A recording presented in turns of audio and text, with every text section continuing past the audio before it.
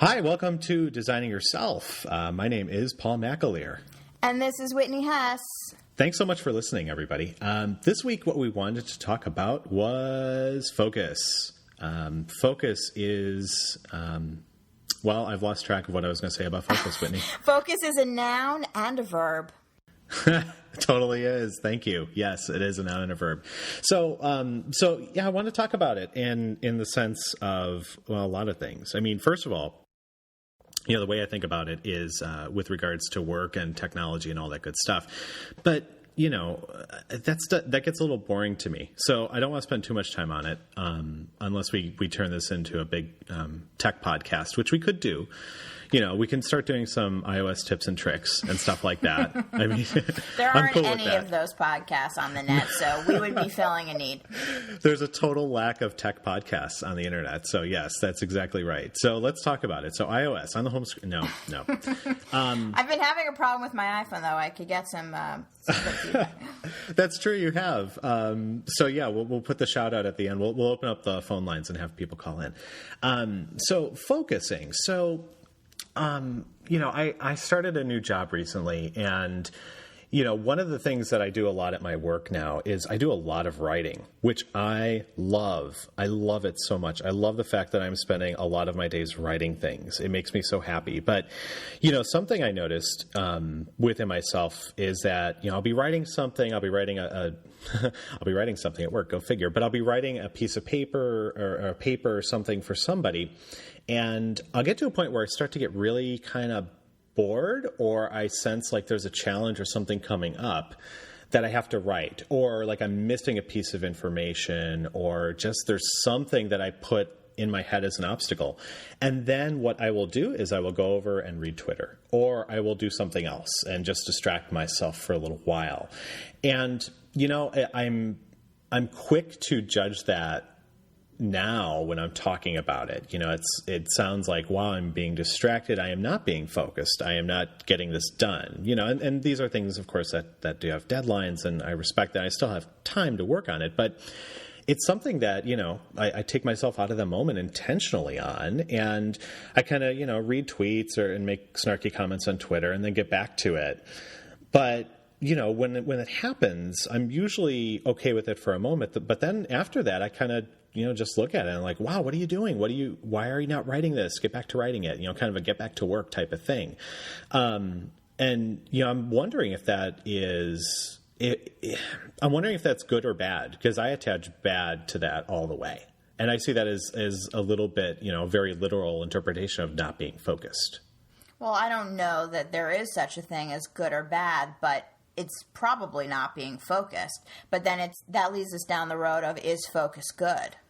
Why? Oh, yeah. Why is it that we believe that focusing on one thing is good? And I'm not saying that it isn't, but it would be an interesting path to go down. But before we do, I think that what you're describing is completely normal, and we all have this affliction.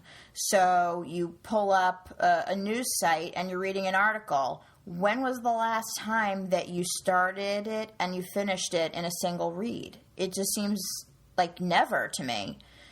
You see that you have a new tweet, you get a notification that an email came through, something lights up on your phone, someone walks over to your desk, you remember that you were supposed to do this other thing. You think, why am I wasting my time doing this? I have to do this, and it's nonstop.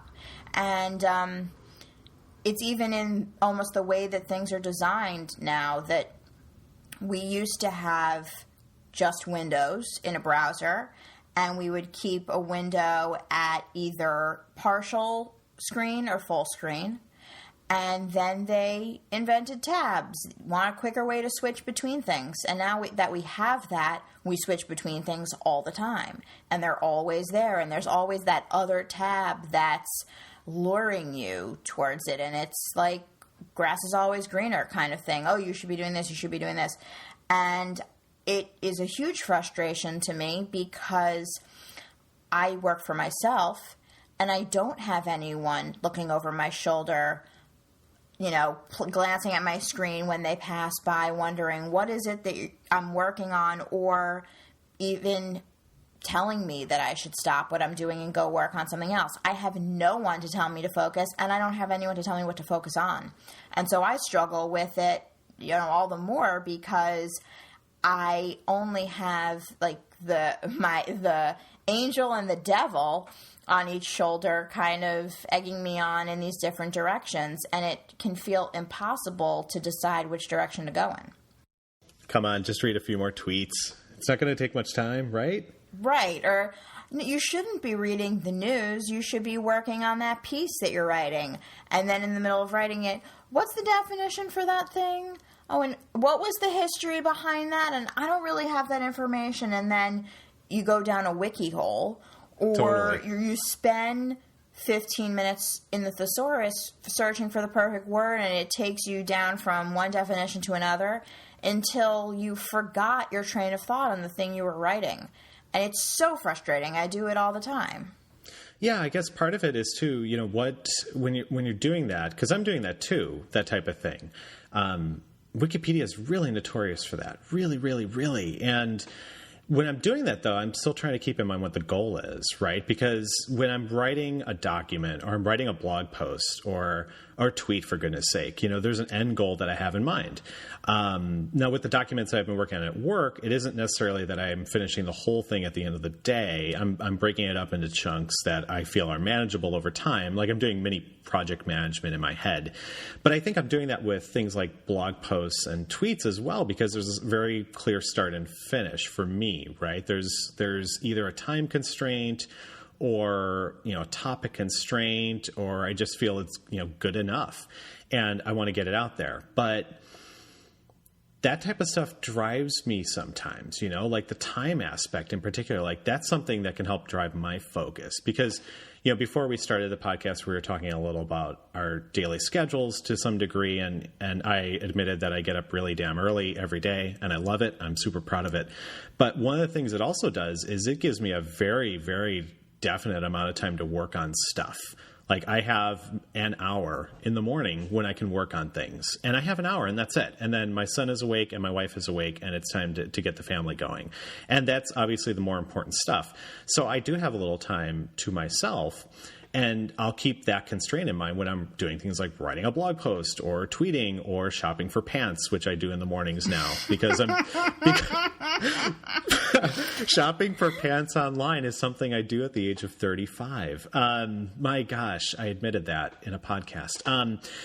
But those are some of the things I do, and I have, when I'm shopping, there's definitely no real focus there. That's kind of just meandering around the web. And then somehow I'm looking at, the episode guide for Lost and, recounting what happened in season 3. But, when I want to write something, it's like, oh man, I'm on fire. I've got an hour to finish this thing and I'm going to finish it, or I'm just going to write a draft and then publish it later. But for me, time really drives this stuff. But I also, I'm comfortable with deadlines, but I also am not a person who will go right up against the deadline always. I don't really like that at all. I am that way completely. I work very well under pressure, and I think it was a habit that I developed in high school, and it's been with me ever since. But I completely agree that constraints create a demand for focus in a way that open-endedness just doesn't. And I've been realizing that recently because I have a purposeful lull in August from client work. I try to keep things at a minimum so that I can focus on personal projects. There we go, that word, focus. And I have less in my calendar. And that's rare for me. My calendar is usually booked solid weeks in advance with prospective client calls and client check-in meetings and mentoring calls and you name it, user research, what have you. My calendar is usually pretty full. But recently, it's been pretty empty. And so I wake up in the morning and I need to decide how I'm going to spend my time. And it is an unlimited number of possibilities. So I do a little this, and I do a little that, and I do a little this, and then before I know it, the day has passed, and I look up and I wonder, what was it that I did today? And I realized that I'm not getting as much done when I have more time to get things done. And it seems strange, right? It seems incredibly strange. But in the next couple weeks, I'm going to have much more going on. Things are starting to ramp up for me in a few areas. And already in prep for that, the last couple days, I feel as though I've gotten so much done. I've made so much progress in many different areas. I've got a bunch of things off my to-do list. I've had a bunch of calls scheduled. And suddenly I'm super productive again, just almost with the awareness that my time is going to be spoken for much more so in a few weeks. I'm now using my time better, and I'm finally allowing myself to focus on what really matters, and I'm achieving my goals. But when I have all the time in the world, it seems very challenging to do that, to find that focus. Yeah, that's something I can relate to too. And, I noticed this too. I think we've both been talking about the kind of the work and personal projects angle of this, but you mentioned something that's kind of important there, is that you said you get to focus on the things that are most important. And those are not necessarily work things and personal projects, right? I mean, that's part of what we've talked about before, and something that I think we both agree on. But when I start thinking about focus, I really go to work stuff right away. Like, that's where my mind goes. I know. That and technology, but... I know, and it seems as though that's how we've been conditioned, that when we talk about focus, we think about work. Maybe we were taught that in school we need to focus on our own tests, we need to focus on our work, we need to focus on the teacher, we need to focus at the board, whatever it was that we were being told to focus on. So I often think that when that word is used, that's what it conjures. But I sense that you're hinting at focusing on ourselves, taking care of ourselves, and allowing ourselves the time that we need to do certain things that are of utmost importance. And one of the things that comes to mind for me is in yoga. So I love yoga. It's been something that I've done for years, and I've gotten into it in spurts. So I've done it really intensely for a period of a couple months, and then things change. I travel, or I get a new client gig, or I have a personal relationship that's, troubling me, and suddenly my focus is diverted and I stop going to classes. But now I'm in a place where I've been determined to integrate yoga in my life in a meaningful way and to not let it go. And so I've been very focused on going regularly. And when I'm there, I give it my total focus. I'm not thinking about the client that I have to respond to, or the check that I haven't received yet, or the argument that I had with my boyfriend before I walked out the door, or any of that. That doesn't exist. And I feel as though the yoga instructors often guide you towards that focus. Now, of course, we're getting back to our favorite topic, presence. Yay. It has a lot to do with being there in the moment. But that focus it's like a hyper presence, because it isn't just be here now. It's also draw your attention to your calf. Draw your attention to your hip. Draw your attention to your heart center. Draw your attention to your mind. And a lot of times when yoga instructors are directing you to breathe in a certain way, this happened the other day. Breathe in through your front body, filling all the way down to below your navel. Breathe out, letting the air cascade over your back body and exiting at the top of your head. Now, I'm not sure, because I'm no biologist, whether it's physically possible to actually mentally move your inhale and exhale in that way. But when you are that level of focused on what you're doing, you can almost feel the sensation that that's actually happening. And so while we were in some pose that we were in, and I was focused so intently on that motion that was described, it really felt like there was this circular air that was going through my body, and I felt the physical, emotional, spiritual benefits of that.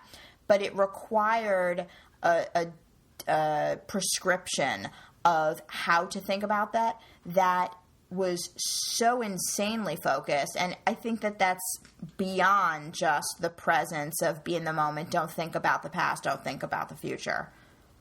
Yeah, I agree with you. And, yoga is an awesome example because I was thinking about it as well. And, one of the things that I'm wondering now about focus as you're talking about it is how much of it is really just how much of it is a mind thing only? Like, is focus only about the mind, or is it about all of us?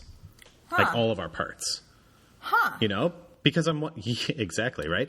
Because even with yoga, I'm thinking about how you have to focus consciously on what you're doing and how you're breathing and how you're positioned and kind of what's going on, which touches a little on some stuff we've talked about before. But then, beyond that, is it, can you focus, like if you're focusing your body, how does that work? I mean, is that just your mind kind of telling your body what to do or helping focus it, or what?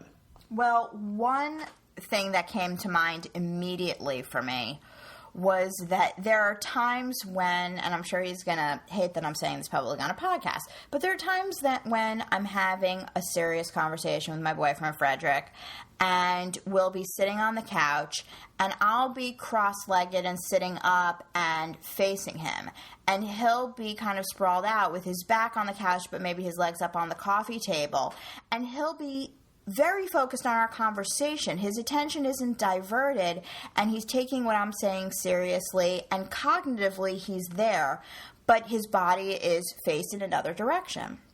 And I'm really big on body language. It's something that it is just, I'm extremely conscious of. And as experienced designers and people who conduct user research, I've honed my observation skills, and I become hyper aware of people's body positioning, and I take that as cues for things that are going on for them that they aren't directly saying. And so I'm always like, face me, and I nag him about it because I feel like there's something that isn't totally focused on me, and it's not, because the conversation is there. So mentally, I think he's completely there, but there's some other element, and I don't know if I can describe it as emotion, but maybe it's somatic, something of the body that feels as though it's not in focus of what we're discussing. And I'm not quite sure if that's in my own mind and it's something that I'm just imagining, or if it's real, if there really is, as you say, more than just the mind when it comes to focusing on things. Right, because when I'm thinking about just the context of a conversation, when you're talking with someone, or anyone is talking with someone, we make eye contact if we can, if we're capable of doing that, because that is our way of showing attention and respect and everything else that goes with it. But it's also a matter of focus, because then you are, potentially positioned where you can see that person, you can communicate with that person, and you're kind of, eye contact is something we kind of take for granted within the context of a conversation. But that's how you're showing you're focused and paying attention as much as you can. But, then I'm thinking about, well, if you have a conversation, much like you were giving an example on, where you're not facing each other, is that a sign where there's no focus? Or is it, sometimes it may be a matter of physical comfort or discomfort as well, which has nothing to do with the focus, but it could be interpreted that way. It could be interpreted as not being focused on what's happening in the conversation fully, with the body there as well. So I'm wondering if it is a body thing too. Well, this is a great example. Here we are in conversation, but we're not in the same place. We can't see each other. For those of you listening, Paul and I don't have any video on, but this is totally an audio, and I can't see what you're doing. And I have really no context for your environment at all. I don't know if you're writing something down that piqued your interest that I just said. I don't know if you're writing something down to remind yourself of what you want to say next, and you don't know the same about me. We record this on our own computers, so there are a million things, or an unlimited number of things on each of our computers to distract us while we're doing this podcast. I can't close the lid of my MacBook because I'm recording. And I'm sitting in my home and I have, my office things around me and my boyfriend's downstairs and watching TV and, I hear a cricket outside or something hits the roof or the bag falls down or ice moves in the glass and, it's everywhere.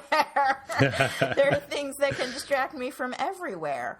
Or it could just be distracted in my own thought. And even though we are so in sync verbally and cognitively is really the best way that I can describe it, that we're thinking about what the other person is saying and we're listening to them, is there some element of each of us that isn't focused on what we're doing because we aren't in the same space and we don't have that physical communication as well? Right, that's true. Like I just ordered a bunch of pants online, so, Wow, you're quick. hey, I know what I want. I'm quick about it. But in all seriousness, like right now I'm sitting at my desk and I'm kind of looking at a notebook, but I'm not writing anything. I'm not actively reading it. I'm just looking at it and kind of gazing at it, I suppose, but that's it.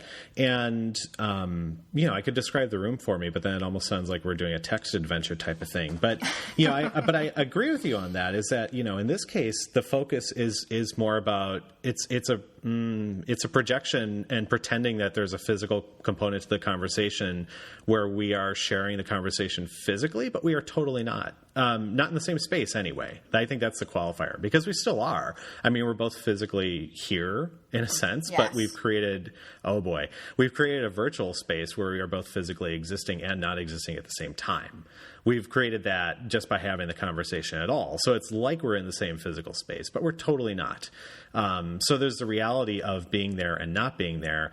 And that draws fully and beautifully into technology and how it can distract us away from stuff. Because, there's the whole notion of, waiting in a line anymore. I mean, you can if you have a smartphone or even a feature phone, you can just whip out your phone and take yourself away from that. Like, you don't have to participate in that waiting in the line anymore. You just don't. I know. You have that option. And ultimately, I mean, it's a big distraction. And sometimes there's a time for that and sometimes there's not. Think about driving. Like, you can't really distract yourself while you're doing that and you need to stay focused. But plenty of people do. I've seen those. I know. I've seen those screens, like DVD players or whatever they are, in the front seat. Yeah. Not understand behind the driver's seat, but actually hanging off the dash. Yeah. I don't understand that. I don't understand how people can do that. I just don't. They can't is the truth. They just can't. So what do you think's going on in those cases? When not just that's almost a shooting fish in the barrel example, maybe, but you think about it in lines and waiting in line. What's happening where we feel that we're just going to take ourselves out of that moment altogether and focus on something else. Like, I don't want to focus on this. It's discomfort, right? I mean, who likes waiting on a line? Who's like, I am so excited to stand here in anticipation of that task that I really just need to get done. I am so excited to watch all these other people in front of me get their tasks accomplished before I do. Had totally allotted for this half an hour of standing here doing absolutely nothing. And I mean, we're just uncomfortable. And so we distract ourselves and we take ourselves out of the present moment. We pull out our phone and we then try to focus on something else. And I don't want to blame technology, honestly, because I think it isn't technology's fault. It was the magazine next to the cash register before that. And it was, the daily newspaper before that, and it was always something else. I'm sure it was always something. And the lines are longer because everyone else is distracted anyway. So we'd all be getting things done faster, and we wouldn't feel as uncomfortable if we were all focusing on just one thing. But it's not really the technology. The technology is the enabler, but I don't think it's the cause. And one thing that comes to mind immediately is that I have a very close friend who I've known almost my whole life, who I cherish, and we don't get a lot of time together. And when we do, we usually have a meal. And so we'll sit down to a dinner, and it will be usually at a wonderful restaurant that's very exciting to be at with a great menu. And at some point during the meal, when we are deep in conversation, catching up on a lot of really important things that have gone on in each in our lives, he will suddenly be looking down towards his lap. And he's not being overt about it, but it's enough for me to notice, and I'm a pretty observant person. Mm-hmm. And his phone will have buzzed, and he didn't want to interrupt what I was saying because, for whatever reason, he thought that that would be inappropriate, but he also can't possibly wait to check what's happening on his phone. And so he'll, on the sly, take his phone out of his pocket, or maybe he had it under his leg, and he'll put it on his lap, and he'll be glancing down almost under the table to look at whatever just buzzed. And I'm all the more irritated by that than I would be if he said, "Hey, can I interrupt you for a sec? I just got something and I need to check it." And it's because he's splitting his attention. He isn't focusing on what I'm saying. And for whomever he's replying to, he's not really focusing on them either, because he's still engaging me in conversation. He's still listening to what I'm saying and responding to what I'm saying. So whatever he's replying to, he's doing it with less attention and focus as well. So both of the interactions are diminished. And like I said, I don't think that technology has caused this. I mean, yes, some designer somewhere said, we're going to put a bell on this thing every time something happens on it. And maybe that was a really bad design idea. And I've turned all those things off on mine because it does not own me. I'm going to pick it up when I'm able to pick it up, and then I'll very capably be able to see all the things that have occurred that need my attention when I turn my phone back on. But you know, he has a vibrator. I mean, because I've never heard it, so he must have it on vibrate, or the light must come on, or something, and he's aware. And he runs a business just like me, and so I understand that some things take precedent, and it doesn't offend me that there might be something going on right now that's more important for him. But it's that he doesn't give it his whole focus, and at the same time is diminishing his focus on me, that really bugs me. But I know that I must do the same thing to people. I think everybody does it. And, you know, you're right, the technology is the enabler, and it's been going on for a long time. And, you know, I think the question then is really, can we really multitask as people? Like, is that something we're really truly able to do, or are we just kid ourselves with this? Because you mentioned the example of, you know, somebody checking his phone during dinner, and you mentioned something really, really great that I hadn't thought of, because there's the assumption, of course, that you know, and this is I forget if this is hypothetical or not, but I'll pretend it is just to be polite. But there's the sense that, yes, he's no longer paying attention to you because he's taken himself out of that conversation. But the whole idea that he's not really paying firm attention or close attention to the conversation that's happening on the phone either, because he's not physically there, mentally there, what have you. That angle I forget about, honestly, because to me I forget about it because of the technology. To me, that kind of gets in the way. Like, it would be very different if there was a person coming up to the table every 30 seconds saying, "Excuse me, I want to continue our conversation." And then, "Okay, here you go, see you later." And then coming back and back and back. Like, if the technology was just the people and not a proxy, it would be a very different experience, you know? Like, it would be very strange to have someone coming up to your table or your desk or wherever every, you know, few seconds saying, "Oh, hey, you have a new message." And you'd say, okay, read me the message. Okay, great. Now what were you saying? It would just be really awkward really quickly if there were humans involved in every facet of the interaction. Like, I don't know that we would stand for that. I would hope not. It's just it's just kind of ridiculous, right? And, yet with the technology, with that angle, or, a book or a magazine, we just kind of carry on our way and kind of let it happen. And it's a very different way of being. It pulls into interruptions and getting distracted anytime and allowing yourself to be distracted. I guess another question is, with regards to looking at a phone or reading something, for goodness sake, while you're waiting in line, why do we do that? Why do we do that? Yes, maybe it's not interesting to us. Maybe it's boring, but why do we want to engage in something else at that moment?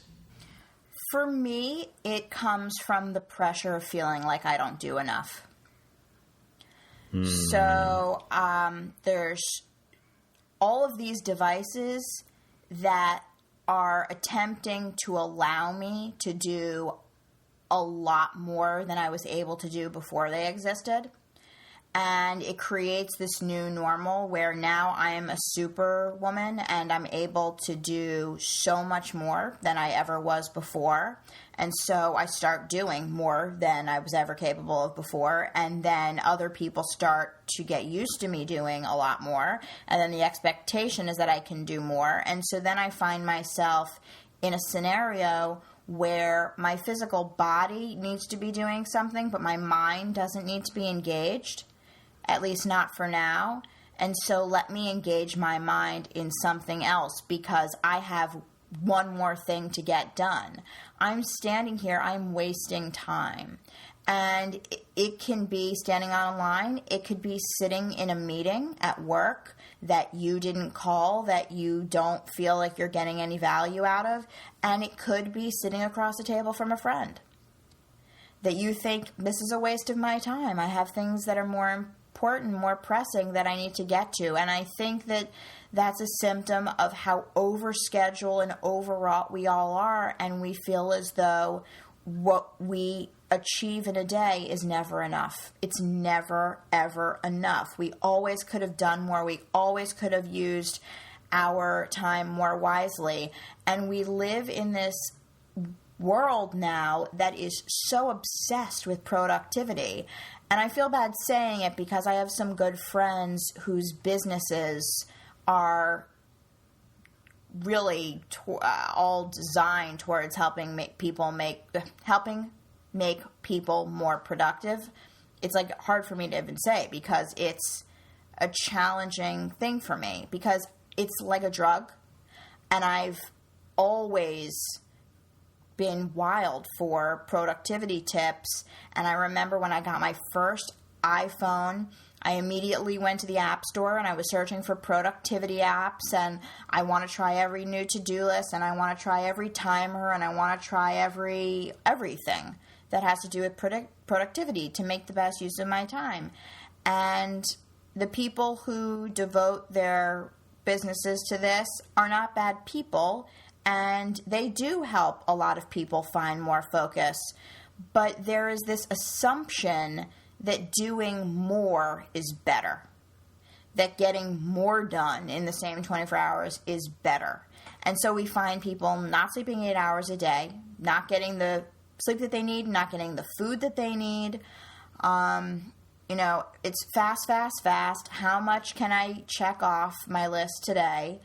And I don't feel as though there's that depth and that attention to what you're actually trying to do, that everything now has become this very superficial interaction. And we're doing it by cutting as many corners as possible, and we're doing it as quickly as possible with as little involvement of ourselves as possible.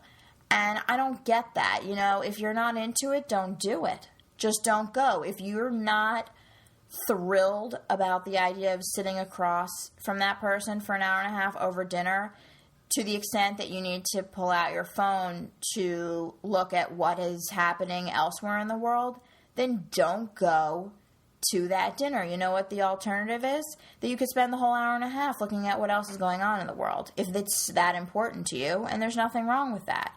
So, it's something that is upsetting to me, this idea that we have to do more, but the quality of what we do doesn't seem to matter.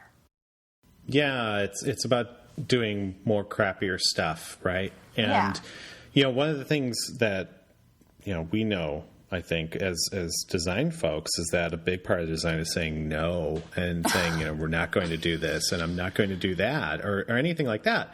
And it's, it's easier maybe to think about that in the context of work, because you might not be able to do something, or you might not have the skills or the interest or the knowledge, maybe more precisely, to do something. And you might say no. And there may be people who come to you and you have to say yes to them and you have to do it. But when it comes to yourself, it's kind of a different thing, because I think you're kind of hitting on a key point here, is that I'm wondering if, in part maybe because of technology, I don't want that to be the scapegoat of the hour, but it doesn't allow us to say no as easily. It allows us to say yes really easily. Like, you get a text message, it's damn easy to reply. It takes almost no effort. It's super quick if you want it to be. You can spend a lot of time on it, and that's it. You get an email, you can respond to it. You can take your time with email. It's a little less instantaneous, maybe. But saying no is very different there, and kind of opting out in a way. And it just seems like everything's been defaulted to, to get a response all the time, always. You think about touching back to work-life balance and how, even you were mentioning, like you've become a superwoman, and that's kind of where you're at with it, or that's how you're perceived, or both. And I would imagine part of that is just because, you might seem to be available all the time. And I don't know if that's a matter of personality or technology or both. Maybe it is, but I know I am a little more inclined to respond to things on Twitter when people message me, and it might be a time when I am easily distracted, or it might be a time when I'm not, which is the more interesting part. Like, if I cannot be distracted, well, then I will not be. I will not allow myself to do that. But if there's even a little part of me that says, okay, it's cool, it's going to take very little time, then I'm focused on that. But my focus shifts back and forth, and then, it's not just distractions, it's taking away time. And I could just say no to myself and say, you know what? No, I'm not going to do that now. I've got other stuff to do. And if I think of something witty, well, great. I'll have to try to remember it later, but that's not most important now. That's not the thing I need to focus on. Well, there is no focus without no. True. Because you're saying yes to one very important thing, and you're saying no to everything else. And of course, I'm immediately reminded once again of The Power of a Positive No, which I mentioned a couple episodes ago. Yes. By William Ury. It's really a negotiation book on how to say no, but the thing that he reinforces, which has been the most helpful thing to me in finding my no, finding how I can say it, is that your no is in service to a greater yes. That's great. And that yes like that. Is for you, for your goals, for your purpose, for whatever it is that you have deemed most important to you. And that's why you say no. You don't say no because you're a heartless bitch. You don't say no because you have a grudge. You don't say no because you're not capable, and you've hit your max. That's not why you say no. You say no because you've already said yes to something else, and you are going to keep that promise and that commitment to that other thing, and it requires saying no to a lot of other things as a result. And thinking about it that way has opened up a world of possibility for me, because in, let's say 2008, 2009, I was just getting my business started, and I was very, very active on Twitter. I was live tweeting all the conferences that I was going to, and I was going to a dozen conferences a year, it felt like. Lots of local events in and around New York. I was on my computer all day, pretty much, with Twitter open, and reading what people were saying and taking breaks every half an hour from what I was doing and replying to a bunch of things that I saw on my stream, and people would write back to me, and I was very highly engaged. And I found that pretty quickly my email inbox was filling up too, mostly of people that I was engaging with on Twitter or who had seen retweets of things that I had said on Twitter. And it was all, can we have a coffee? Can we have a phone chat? I'd love to work with you on this. Can you answer this question that is, longer than 140 characters? I have this problem at work. Can you tell me what resources I need or whatever? And it was, so all of that very rich but also very fast-paced interaction that was happening on Twitter was seeping into this other area that is not fast-paced. And we all know what it feels like to have the inbox piling up. And a lot of it wasn't just about the time that it would take for me to write the response that I felt was worth, sending, but more so the time then that I was going to be adding to my schedule, doing the things that had been requested of me, meeting with the person or having that phone call or crafting that answer or doing that research, what have you. And it was something about, I came to the conclusion after pulling my hair out saying, how can I have more time to myself? I feel like I'm so spread thin and I'm not focusing on the things that really matter to me because I'm constantly playing whack-a-mole and have my attention diverted. I finally came to the realization that because I was on Twitter so much and I seemed so accessible, it was like being in the chat room. I was there. I was in the chat room. That's what I was doing. That is what it appeared was my focus, that people felt as though I was available. Because I was so accessible, I was available, that my time was available to them.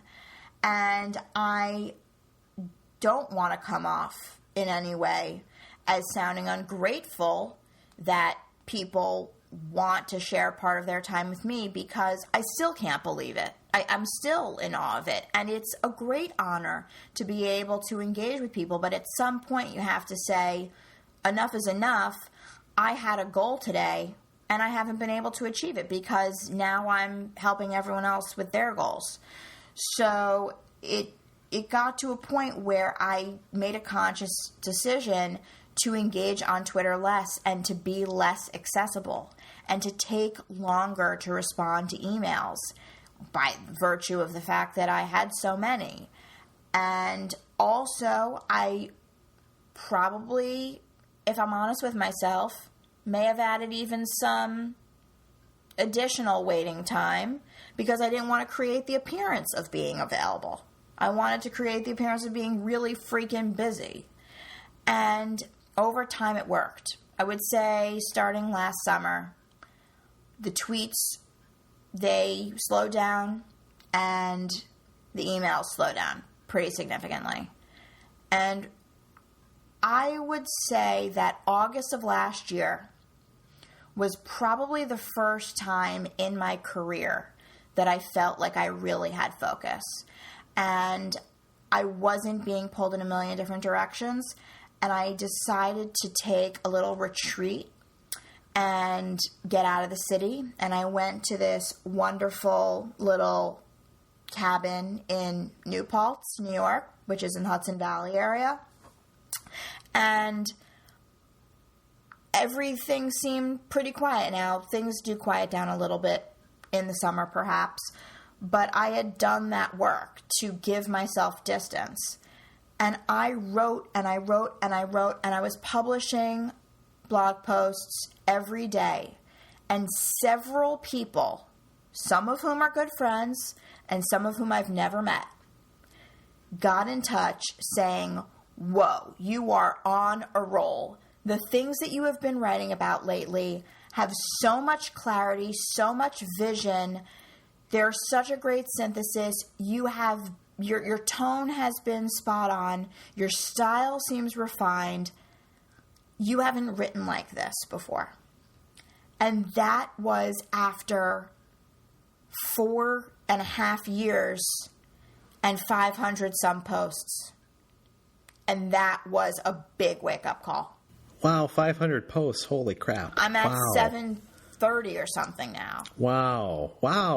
My goodness. Know. It's disgusting. Wow. No, it's no. I don't see that as disgusting at all. I'm just kind of surprised, because to me that wow, that just sounds like such a slow roll. And as part of this too, we're still getting to know each other, but wow, I'm just kind of stunned. Like, now it makes me want to just read through the archives at some point and kind of go through the catacombs and see what's there. That's the thing about the blog format. It's all chronological. I still haven't cracked the nut on how to navigate readers back to the really old stuff.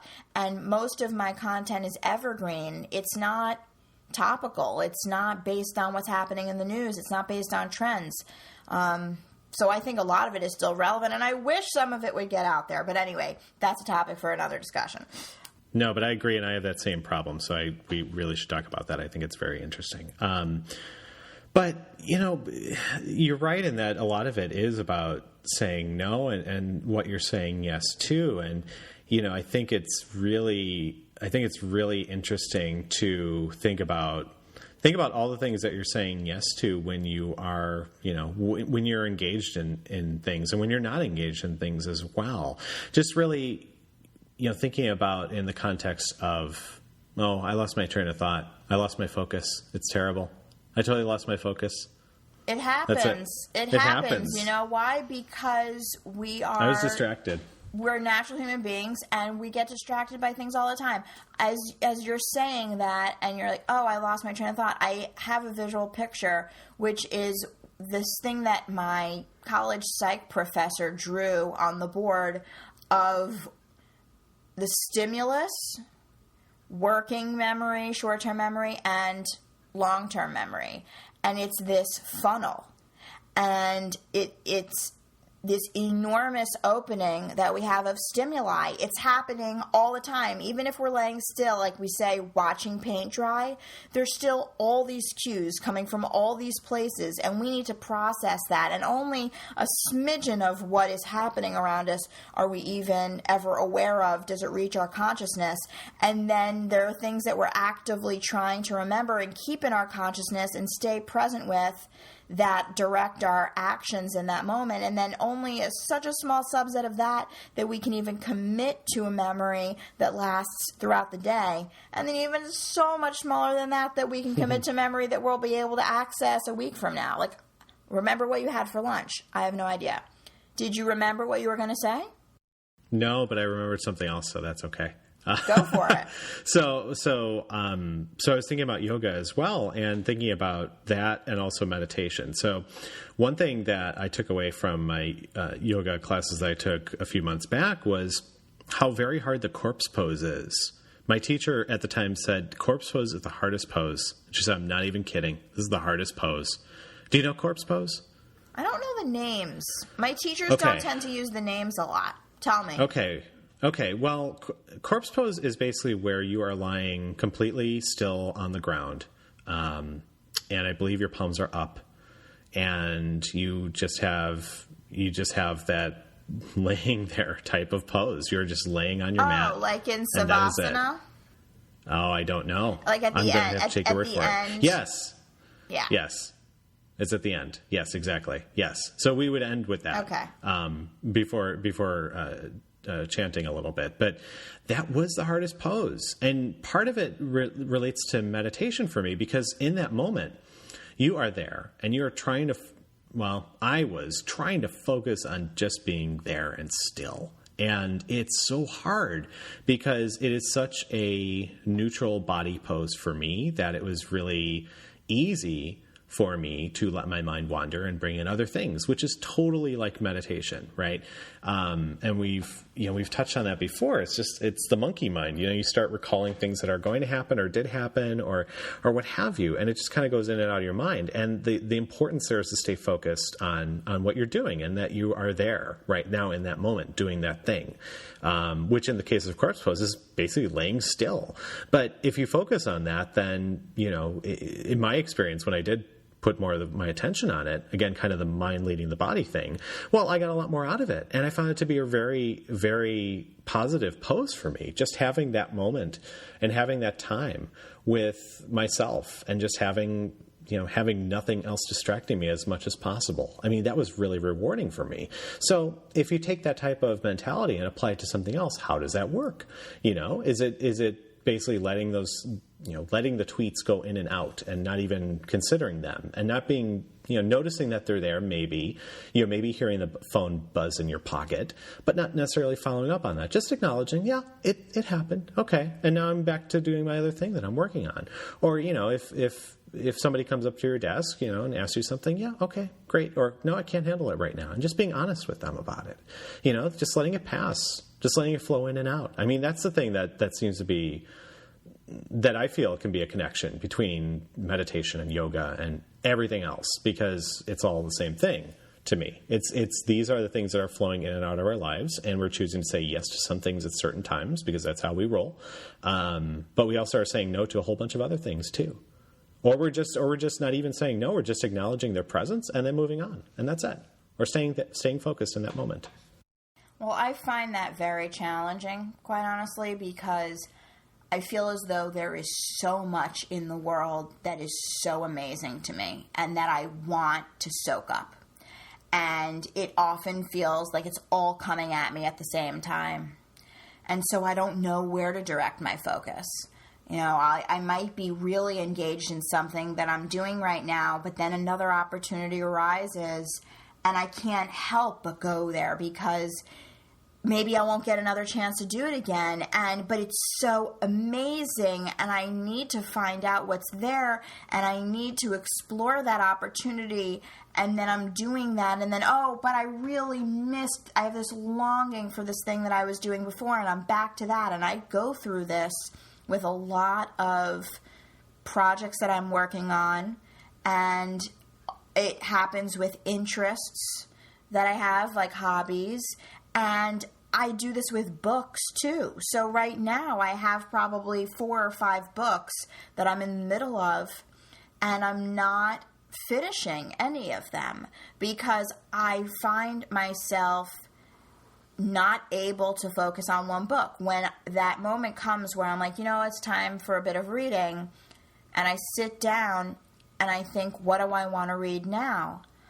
I can't decide. And so I'll go to one and I'll read a few pages and I'll say, this is interesting. I can get into this. Let me see about that other one. And I go to that other one, I read a few pages. This is really interesting. I can get into this. But what about that third one? And it just goes on like that until in the end, I read 3 pages in 4 books when I could have read 12 pages in one and had probably such a deeper, more meaningful experience with that one thing. I know that intellectually, but yet I feel so drawn to so many things. And I'm struggling with that, and I've kind of come to a realization recently that a lot of the things that I'm interested in are actually all the same thing. They're very related, and it doesn't seem that way on the surface, but as I get deeper into each, I'm coming to see that they are all very similar. So I'm taking it a little easy on myself in that I feel like it's going somewhere. I'm going to be able to weave these threads together and make it cohesive and eventually say this all served the same greater purpose. But I still know that it's taking me much longer to get there and longer to articulate what that purpose is, why it's so important, and to share that with others because I haven't given myself the time to focus on any one thing. But maybe that's the way you focus. Maybe the way you focus is by diversifying your interests and what you're reading, and kind of what you're doing and what you're interested in, you know? Maybe that's the way you do focus. I've heard that one. I've certainly heard that one. So, you sound like you totally don't buy it, though. I'm not sure if I buy it. I think I'm too hard on myself to buy that. But I see. No, I have been told that. I've been told that I'm far more engaged, invigorated, and determined to achieve things when I have a variety of things going on. You know, variety is the spice of life. I've been told that that's the way that I operate. But when I'm doing it, I still feel a tremendous amount of guilt that I'm not focusing on something else. And I feel as though I'm not fully there. And that's why I say that it was really the very first time in my career, about a year ago, that I felt there. There was nothing else on my calendar that I was supposed to be doing. There was no one that I was supposed to be meeting with. There was no one that I was wanting to be around. And I was able to kind of go on this retreat on my own and spend a lot of time bathing in this subject matter that means so much to me. And I didn't find myself checking Twitter, and I didn't find myself going and getting a snack from the kitchen, and I didn't find myself saying, oh, just one episode of SVU. And at the end of the day, I felt great. I didn't feel the need to work through dinner. I didn't feel the need to go back to the computer at 8 p.m. because I was happy with how I spent my day. And then my boyfriend and I would chat on the phone, and I felt very accomplished. And I was able to do that for about 2.5 weeks. And it was a really, really special time. And I feel that that prompted a lot of what I've done over the last year, giving up our places in New York, shifting the way that I run my business, moving to the Keys, all the stuff that we've done, which has been pretty drastic, I think was in many ways initiated in an effort to find more focus. That makes sense to me. You know, one of the things I was going to say too is, did you find during that time it was, you said with the days where you did something, like where you accomplished something or were able to focus on something, you felt good at the end of the day. And I know that feeling too, because for me, it's when I finish something I set out to start. If I do it in whatever time period I allot myself, which may be a work day or maybe an hour, as we talked about earlier, I feel really good at the end of it. I'm like, yeah, kicked ass, got it done. So I'm wondering for you, is it a matter of that you focused on it? Was it the journey or the destination, Whitney? Was it the fact that you spent time working on that thing when you thought and planned to work on that thing? Or was it that you finished? Or was it that time ran out? Or kind of where was the good stuff coming in for you on that? It was the doing it. It was the state of flow, the presence. Obviously, I mean, I really feel as though the things that we set out to achieve as our goals, not just the tasks for the day, but truly, what is it that you're trying to do? Where are you going with all of this? I think that for most of us, it's because when we are working towards that goal, we feel that we are totally present and totally in a state of flow, and we have that level of fulfillment in what we're doing. For those of you who create a bunch of goals that require doing things that you don't enjoy, you may want to reevaluate your goals. So it's the journey, 100% for me. I don't think of it that way before I start. I think, God, I haven't written another blog post. I haven't met that client. I haven't called that friend. I haven't done this. I haven't done that. I think about it in terms of things accomplished. But I know that when I make that conscious decision to say no to everything else and to say yes to that one thing that's really drawing me in and to give it my full attention, that when I'm with it, not afterwards that I've achieved it, but when I'm with it is when I'm truly happy. Awesome. What about you? Is that what is it about focus that's beneficial for you? For me right now, it is still the end. It is still that I did it and I accomplished it. I have been trying and practicing at being more present in general, but definitely more present while I'm doing the thing I'm doing. Thinking about writing, for instance, and how much I enjoy that. And, the joy I get out of it isn't all around the finishing. That's not true. I think that's where if I look back at it and say, wow, I finished that thing, that makes me feel really good.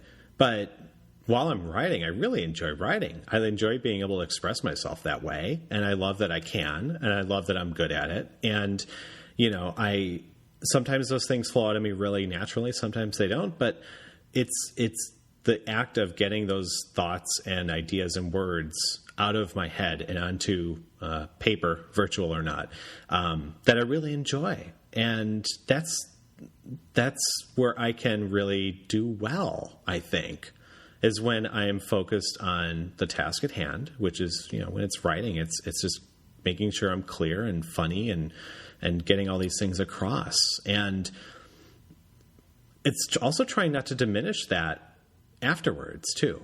The fact that I checked it off my list, great. I don't want that to be the thing that I always remember. I mean, I will, but I also want to recall how it was in that moment. And, it'll never happen again. Sure. But it is the journey. I mean, that's the fun part, having all these things checked off on my to-do list. That doesn't provide me all that much fun in the end, because it's just, I have so many to-do lists and so many things I've checked off. I've lost count because I've had so many. There have been hundreds of thousands probably. Right. And what is that getting me now? Not much. Right. Not much at all. I mean, I don't even know how many I had. And there's a part of me that really wants to know, but it's so small. Yeah. But that it's doing it. People make not to-do lists. Oh, that's awesome. Oh, that's a great idea. I've only done it once. When I was making New Year's resolutions, I realized that in order for me to do those 10 things, I was going to have to promise to not do 10 other things. So I made my New Year's resolutions where I'm going to, drink more water and walk more or whatever it was. And then I said 10 things I'm not going to do. And that was helpful. That was very, very helpful. But it still was it ended up being 20 resolutions. Wow. But somebody was mentioning it recently, and I've heard a few people talk about it, making a not to-do list. So every day you say, these are my tasks, and at the same time you say, and these are the things that I'm not doing today. Wow, I love that idea. And if you don't do it, you get the same satisfaction of checking it off the list, because we all love to check that thing. I mean, yes, who doesn't love to check that thing? I think for some of my tasks, I do it just so I can check it, because the checking of it is so gratifying. Yeah, I agree. It is very satisfying. I don't know why, but it totally is. But I just want to encourage you to write whenever you get the urge and to enjoy that process, because you're a great writer and I love reading what you write. Well, thank you. That means a lot. Thank you very much. I do love writing. That is all. I love it. And, I can absolutely say the same. Your writing is fantastic and has been very inspirational to me in many ways. So thank you as well. Thank you. Well, now that we're in gratitude land, it feels like we're probably done talking about focus. I can't believe it, but we spent an hour on focus. We focused on focused for a whole hour. We did. And it was meta, which makes me very happy, always. I know, love meta you're into stuff that. so much. Oh, my gosh, meta stuff. We'll talk about meta stuff next time, right? So that's it. That's it for focus. So did we conclude that focus is good?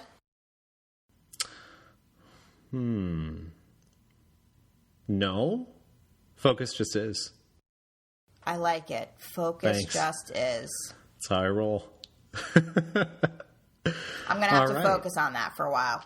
You totally should. You can meditate on that too if you want to. Well, thanks to everyone for listening to the podcast. We are very thankful that you do, and we hope you get a lot out of it too. We enjoy these conversations, and I know that each of us gets a lot out of it. And it's a very, very enlightening experience for us. And we hope it is for you too. So thanks for listening. And also, the usual things when you're looking to distract yourself, you can visit the website for the podcast at designingyourself.net, .net's rule. You can follow the podcast itself on Twitter at designingyou, Y-O-U. You can follow me on Twitter at Paul McAleer, where I will talk about all the pants I've purchased lately. I'm obviously at Whitney Hess, and we are really eager to hear your thoughts on the last 5 episodes. If you have any feedback for us on our format, on the type of conversations that we're having, on the quality of the production, and especially on topics that we should be covering that you feel are essential to the process of designing yourself, we would love to hear them. So please don't hesitate to get in touch with us either at Designing You, Paul McAleer, or Whitney Hess on Twitter. Or, of course, you could leave a comment on our entries on designingyourself.net. All right. That sounds good. Please get in touch and keep listening. Thank you so much. Thank you. Till next time. Thanks for listening.